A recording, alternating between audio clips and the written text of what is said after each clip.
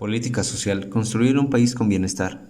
El objetivo más importante del gobierno de la Cuarta Transformación es que en 2024 la población de México esté viviendo en un entorno de bienestar. En la última instancia, la lucha contra la corrupción y la frivolidad, la construcción de la paz y la seguridad, los proyectos regionales y los programas sectoriales que opera el Ejecutivo Federal están orientados a ese propósito sexenal.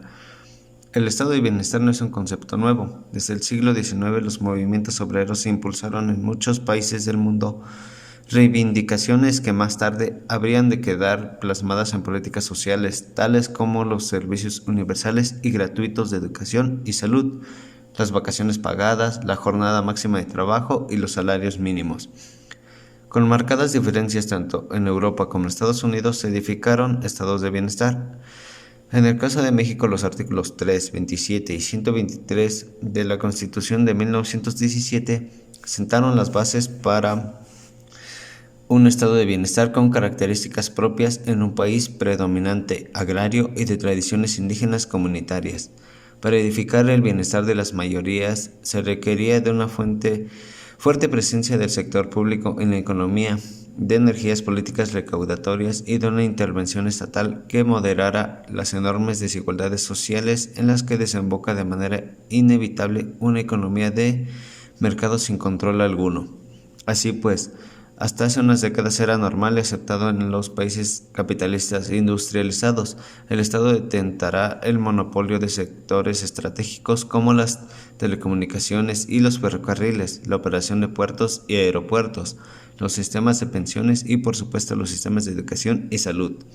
Las crisis financieras que padeció México en 1976 y de 1982 en adelante llevaron al colapso al modelo económico propio, que fue denominado desarrollo estabilizador, y a partir de 1982 los gobernantes empezaron a adoptar medidas de claro corte neoliberal. 6 años más tarde, con la imposición de Carlos Salinas a la presidencia de la República, la receta fue aplicada de lleno y se inició el desastroso periodo que culminó en 2018 y que dejó una dolorosa herencia de pobreza multiplicada, desigualdad social, marginación, corrupción, deterioro institucional, pérdida de soberanía, inseguridad y violencia. Hoy en día el país y el mundo han cambiado mucho y en muchos sentidos. Sería imposible y hasta ahora disparatado intentar un retorno a las estrategias del desarrollo estabilizador. Esas estrategias atenuaron, pero no erradicaron a la pobreza y la miseria y fueron obra de un régimen claramente antidemocrático. Actualmente México vive en una economía mundial abierta. El antiguo orden bipolar ha desaparecido. La revolución digital ha trastocado las viejas lógicas del comercio y de las relaciones sociales. El grado de integración económica con Estados Unidos es mucho mayor que en 1982 o 1988. En los tiempos previos al Tratado de Libre Comercio y la sociedad es mucho más consciente y participativa y no tolerarían un régimen autoritario como el que se mantuvo hasta el 2018.